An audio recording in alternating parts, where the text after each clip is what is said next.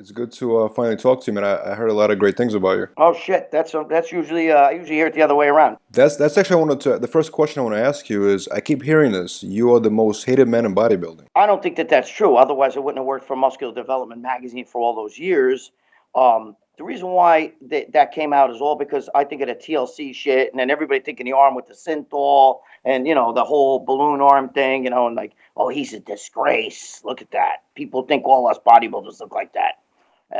So I think that's what that stemmed from, but it's not true because wherever I go, I get greeted really well, and I'm good to people anyway. So if I was a prick, then I understand. So you were banned from IFBB, is that correct? I was banned from IFBB for 1 year because I blamed the IFBB judges for allowing female bodybuilding to get out of control. Like they're saying, oh, look at them. They look like men. They're too built. Oh, that's disgusting. We got to bring in women's physique and make it more pleasurable.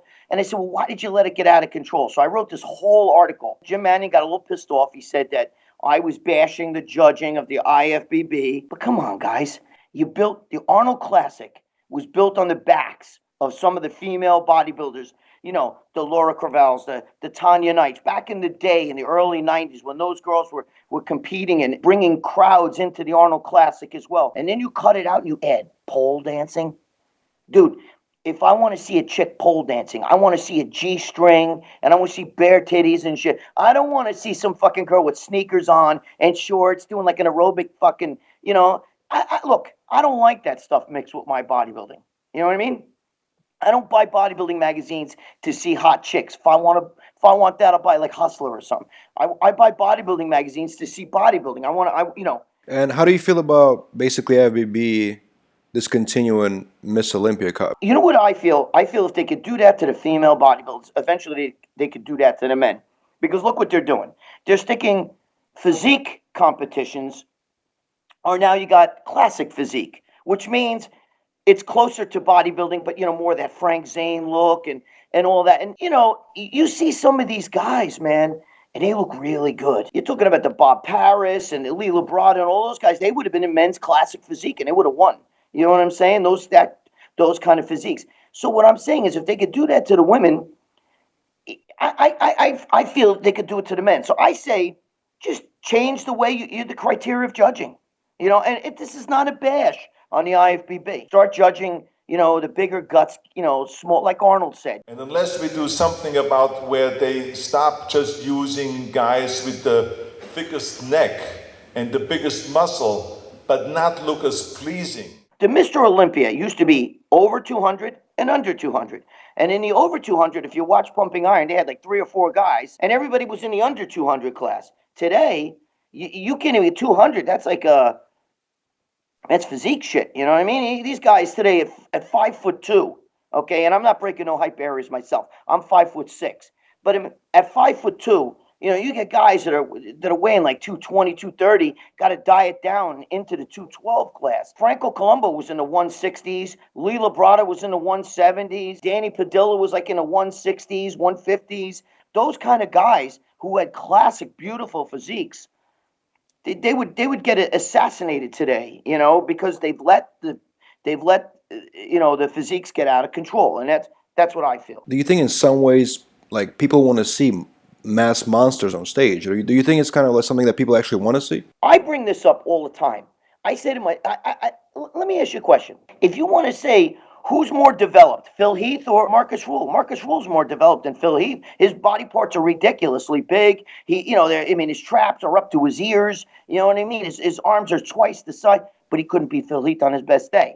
But that's because you're talking about genetic structure and the beauty of the physique. So do you think the size, the fact that now the bodybuilders are so big and the judging kind of like over the years, they got bigger and bigger and bigger, do you think that in a way is a demise of professional bodybuilding? Yeah, to answer your question, yeah, I do think that I think that the size has affected, because back when Schwarzenegger was competing, guys wanted to look like that.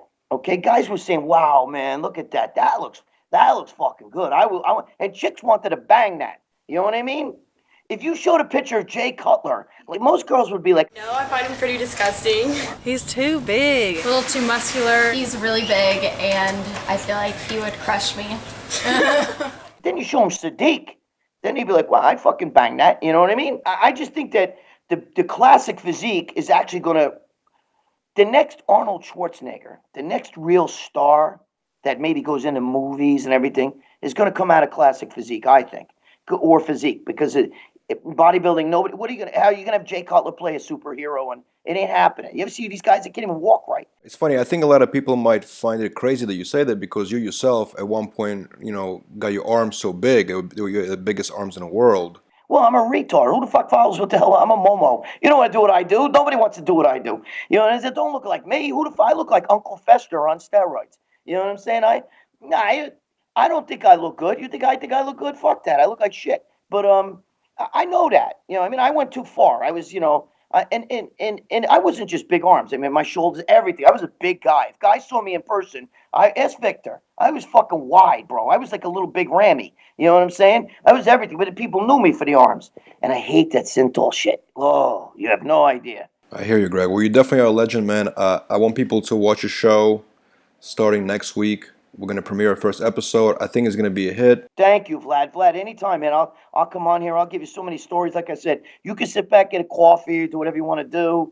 You know what I mean? Text your girl. Oh, shit, this guy don't shut up. He keeps talking, whatever, you know. But I got plenty of stories, believe me. But everybody, I want you to watch those stories because if you like my shit and you like my stories, there you go. Go to Generation Iron, watch them. Believe me, you'll love it. You know, if you don't like me, think I'm an asshole, watch it anyway. Stop fucking around. Samir, get over here and smack him in the face. So Samir Banu comes over and he smacks him in the face like this. So now he goes, oh, come on, what the fuck was that? Dude, what the fuck is wrong with you? Smack me in the fucking face like a man. And Peter goes, you're a pussy. You're a fucking pussy, Banu. All of a sudden, the one spotting, David, sees Mike Christian in the background, right? And he goes, hey, Christian! And he was a bad dude, Christian, right? Come on, hit him, hit me, come on, show Banu the pussy how to smack me. And Christian just walks over and goes, bang!